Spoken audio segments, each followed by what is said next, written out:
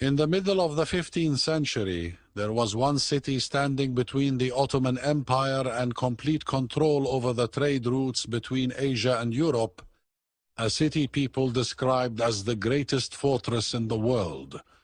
It was Constantinople, the capital of the Byzantine Empire, and a city that had resisted countless armies for centuries.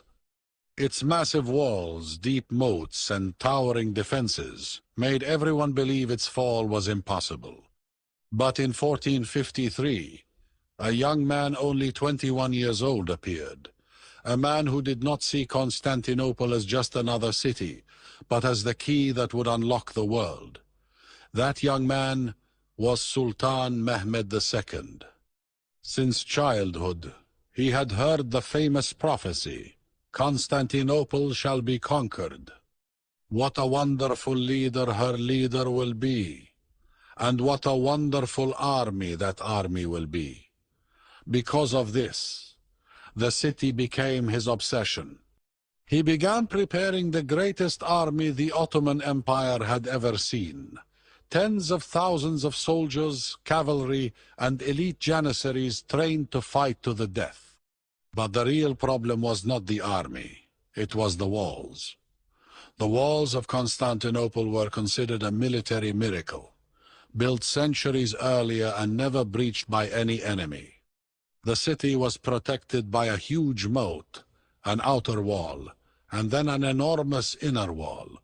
Any army that approached was turned into corpses before even touching the stone. Mehmed realized that strength alone would never be enough. He needed something the world had never seen before. That was when a mysterious engineer named Orban appeared. He specialized in building giant cannons. He first offered his services to the Byzantines, but the emperor could not afford him, so he went to the Ottomans instead. When he met Mehmed, he made a terrifying promise. "I can build a cannon powerful enough to destroy even the walls of Babylon." The Sultan smiled and ordered him to begin immediately. After months of work, the Iron Monster was born, a gigantic cannon capable of firing stone balls weighing hundreds of kilograms, and its roar shook the earth for miles. When the cannon was transported toward Constantinople, it required dozens of oxen and hundreds of men to move it, while the people inside the city watched in fear for the first time. On the 6th of April, 1453, the siege began. The Ottoman army surrounded the city from every direction, and their tents stretched to the horizon. Then the first cannon shot was fired. The ground trembled, and pieces of the legendary walls exploded into the air. Yet the city did not fall. Every night the Byzantines repaired the damaged sections of the walls, and every morning the bombardment began again. The siege became a battle of endurance. Inside the city, Emperor Constantine XI tried to raise morale, while churches filled with worshippers praying for a miracle to save them. But Mehmed had another plan, one that would shock the entire world. Constantinople was not protected only by its walls, but also by a natural harbor called the Golden Horn. The Byzantines had sealed the entrance with a massive iron chain to stop Ottoman ships from entering, making a naval attack impossible, or so they thought. But one dark night, something strange began happening on the hills surrounding the city, something that would change history forever. As the siege continued, supplies inside Constantinople slowly began to disappear. Hunger and fear spread among the people, yet they still trusted the strength of their walls. Sultan Mehmed II knew that time was not on his side, because every passing day increased the chance that European reinforcements would arrive to save the city. He needed a brilliant and decisive move. The greatest obstacle was the Golden Horn, the harbor that protected one of the city's most important sides. The Byzantines had stretched a gigantic iron chain across its entrance, so no ship could pass through, and even the strongest European fleets had failed to break it in the past. But Mehmed did not plan to break the chain. He planned to bypass the sea itself. In secret, he ordered his men to prepare roads across the hills. Ottoman soldiers cut down trees, covered wooden planks with grease and oil, and built a long path over the hills surrounding the city. Then, under the cover of darkness, they began pulling ships not through water, but across land. It was an unbelievable sight. Full-sized warships moving silently over mountains in the middle of the night. More than 70 Ottoman ships were dragged across the hills using ropes, oxen, and hundreds of men. The next morning, the people of Constantinople woke up to a nightmare. Ottoman ships were now inside the harbor behind the iron chain. The city that believed the sea protected it was now surrounded from every direction. Shock spread throughout Constantinople, and some even believed the Ottomans had used magic. Emperor Constantine XV realized the situation had become catastrophic. The Byzantines attempted a naval attack to burn the Ottoman ships, but the attack failed.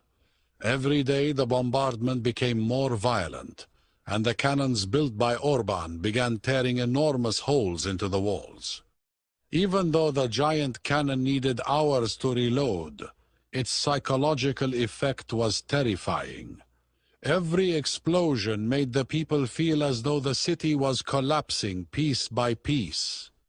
Inside Constantinople, disagreements began to divide the Byzantine commanders. Some wanted surrender, while others demanded resistance until the end. But the emperor refused to flee and declared, "The city will never fall while I still live." Meanwhile, Mehmed carefully observed the defenses and noticed a weak point near a small gate in the northern walls. There he began planning the final assault. He ordered his army to prepare for the decisive battle, and thousands of torches lit up the Ottoman camp. On the night of May 28th, silence covered the battlefield, a terrifying silence before the storm. Ottoman soldiers prayed while commanders said their final farewells because everyone understood that the next day would decide the fate of the world. Inside Constantinople, churches filled with crying men, women, and children gathering for one last prayer. Then, as dawn arrived, the earth began to shake. The greatest assault had begun.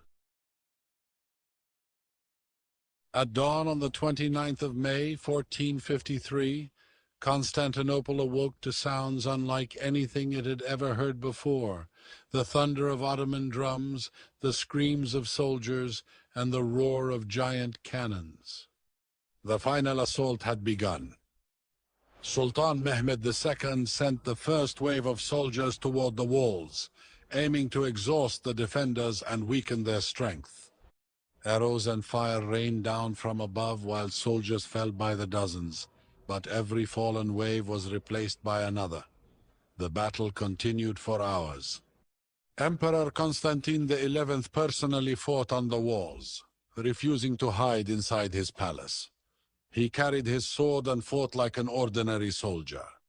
Then, at a critical moment, the Ottoman cannons launched a concentrated bombardment against a damaged section of the wall. Huge parts of the defenses collapsed, and chaos spread across the battlefield. Then the fatal mistake happened. A small gate known as Kirkoporta Gate was reportedly left open during the fighting. Ottoman soldiers noticed the opening and rushed inside.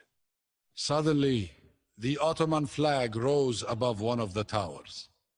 When the defenders saw it, panic spread rapidly because the walls that had protected the city for 1,000 years had finally been breached. The Janissaries stormed into the city, and brutal street battles erupted everywhere. Emperor Constantine XI refused to surrender until the very last moment. According to the stories, he removed his imperial insignia, charged into battle, and disappeared forever among the fighting, his body never conclusively identified.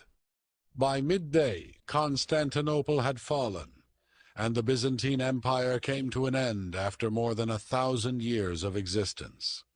Sultan Mehmed entered the city victorious, but what he did next surprised many people. Instead of destroying the city, he ordered it to be protected and rebuilt.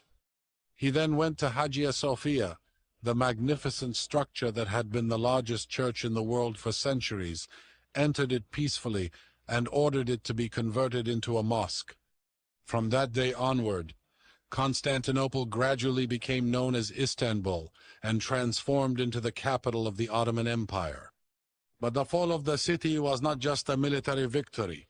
It was an event that changed the entire world. After the Ottomans gained control of the old trade routes, Europeans began searching for new sea routes to Asia, leading to the age of exploration and eventually the discovery of the New World. Some historians even consider the fall of Constantinople to mark the end of the Middle Ages and the beginning of the modern era.